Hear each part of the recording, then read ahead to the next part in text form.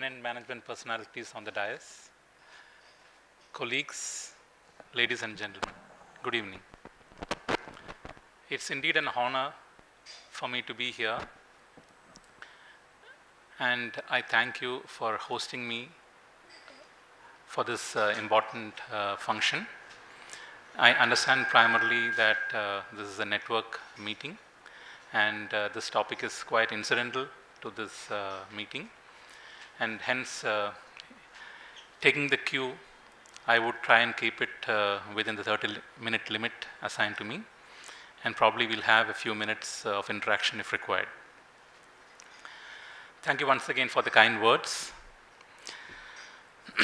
Working with competencies, challenges and opportunities. I'll quickly take you through the background, some hard facts associated with working with competencies, challenges and opportunities, and a competency mapping process that I have kind of used in my journey of working with competencies. I've had extensive opportunities with various organizations during my tenure as a consultant, as well as with Bangalore Scale. And I've thoroughly enjoyed, and I think the time has come, like the competency movement is slowly overtaking the HR movement. And the traditional HR roles, as some of the members here mentioned, are now changing into talent management roles. So it's time that we understand the imperatives of working with competencies and what are the challenges that we need to encounter. Before I get into the topic, I just want to share a small situation with you. I'm sure all of us would have an idea about Alice in Wonderland. And I just want to share a small passage here where Alice asks the cat as to which way she should go to reach the destination. Would you tell me, please, which way I ought to go from here? That's a question that Alice asks in that small passage. And the Cheshire Cat says, it depends a lot on where you want to go. So in her own words, that depends a good deal on where you want to get to. So if you know your destination, you're able to kind of make it. To which Alice again replies, I don't know which way, I don't know where I want to go. I don't much care where. To which the cat again replies, then it doesn't much matter which way you go. So that's a good reply that the cat has given to Alice. If you do not know the destination that you want to take, you can go any way. So long as I get somewhere, replies Alice. And to that, the cat says, oh, you're sure to do that if only you walk long enough. And to conclude, the cat says, only a few find the way, some don't recognize it when they do, some don't ever want to. So what is the relevance? Let's park this passage here for a minute. But what's the relevance of it to competencies? In fact, the competency movement in many organizations is moving parallel without any connect to the business intent or the strategic intent of the organization. That's a very sad state of affair, because a lot of fads are coming up, and the HR fraternity is also moving in that direction, trying to kind of do a lot of things to make a good name for themselves without understanding the real strategic connect between what they do. While HR is supposed to partner with the business as a true strategic business partner, some of us, unfortunately, do not understand the business intent. And I don't blame any one of us. It could be due to a lack of communication with the business. But if this happens for long, as the cat says, we use considerable amount of resources working with competencies, preparing competency maps. But if it is not connected with the strategic intent of the organization and the strategy of the organization, it will be like a rudderless ship. The map, we use it to get direction to a particular point.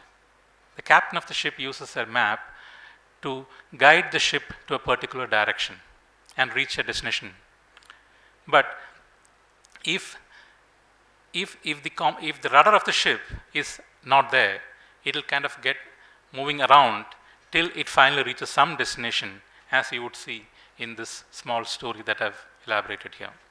Now, with this backdrop, I want to share another small situation that's happened during my life in SR. In fact, the director of HR used to always conduct group discussions for recruitment. Once, in my inquisitive nature, I asked him, "Sir, what are you trying to measure in these candidates?" Because I wasn't able to kind of form an opinion about, what is the measure that he is using to recruit candidates. And going from there, I asked him, "Sir, how do we ensure that the people that you're measuring or recruiting right now are the best and are able to become successful in the corporate life?" To both these questions, the answer at that time was not very credible. Going from there, I've kind of developed a lot of interest in competencies.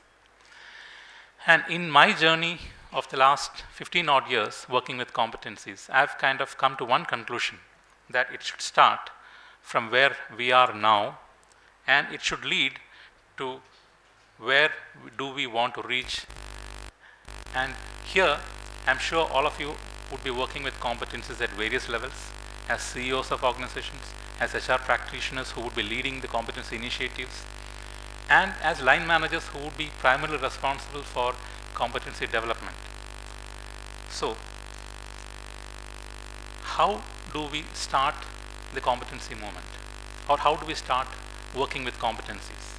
It should start with the quantitative and qualitative results required by the organization, and then it should follow with the capabilities and the behaviors required of our people collectively. So with that as a background, I just would conclude the competencies are now linked with every HR subsystem, but if it has to make a difference to the organization, it should start with the results that the organization need primarily and move on from there. With that as a background, I just want to get into some of the hard facts and realities that I've encountered while working with competencies. See, inaccurate competency maps greatly blunt or distort the edge of competency-based processes, which are very powerful tools to achieve business success. So there is no going away from the fact that you have to get it right first time. If not, it will be like the rudderless ship moving in the big ocean for a few years. You would be pumping in a lot of your resources into the competency framework in terms of development, in terms of linking, developing the culture, and all that efforts would go waste if you do not get it right first time. So how do we get it right first time? There are a lot of processes involved. The approaches to competency mapping that I have found differ quite widely and is quite unstructured. Even though it's a very important part of the HR process, and if you don't get it right, we know once it is linked to the HR subsystems, most of the initiatives that we do will be futile, yet the approaches to competency mapping itself is quite unstructured. Now, that's a hard reality that we need to face. Now, on one end of the continuum, you would have, in fact, I started the competency in developing interest in competency when we appointed a consultant to develop competencies, and he was closeted in a room and he started developing competencies. So halfway through, I went into the room and said, "Sir, how did you develop the competencies?" He said, "I'm writing the competencies." I said, "How did you develop it, sir?" He said, "This is there in Standard Chartered Bank, this is there in Citibank, so it should be working for you as well." I said, "Sir, but what is the process?" So our culture is different, our environment is very different, our capabilities of our employees are different. So how did you kind of come here? He said, "Yeah, this should also work for you." So on one end of the continuum, you would find that intuition and hunch still guides. On the other end, you have a number of expert systems which assume a cause-effect relationship. Like, for example, data in, competency out. These systems rely quite a lot on the capability of the people who would be providing the data. And I've found that competencies at different levels different jobs, all of them are coming out similar because of the social desirability factors. So where do we start? How do we go forward? This is a hard reality while working with competencies. So much is said, yet very little is done when linking competencies to the HR subsystems. Primarily, I would say that is due to the absence of technological support. While we all say that this is the era of talent, if we have to make a choice between two systems that we need to select, we would first select an accounting software to giving technological support to a competency or a talent management initiative. That's a hard reality. Going from there, most of the methods of mapping competencies focus on the role or the job of the individual, and absolutely there is no linkage established with the organization's strategic intent or the environmental factors that would shape the competency. And there's a great risk of absolutely having no connect with the overall strategic intent of the organization.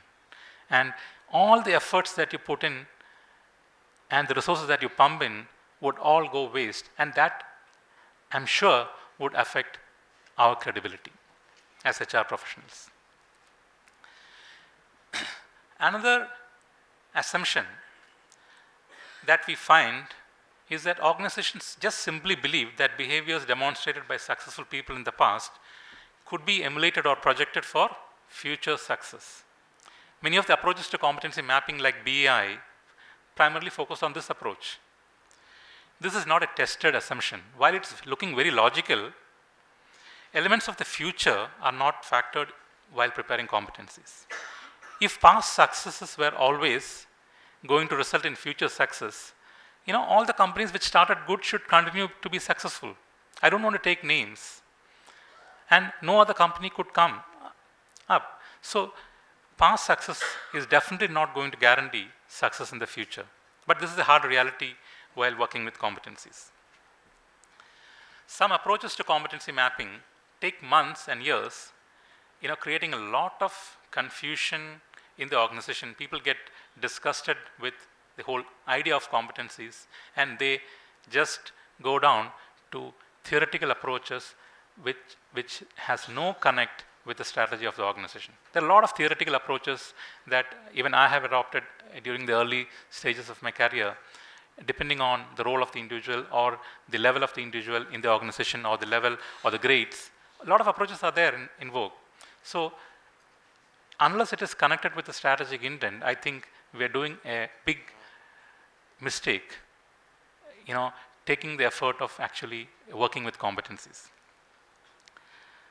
Now, having talked about the hard reality in this area that exists, I'll talk about some challenges and opportunities that primarily I have learned and I've grown with. And to start with, I've just asked myself the question, why do we need a competency framework in the first place? Is it just actually a jargonizing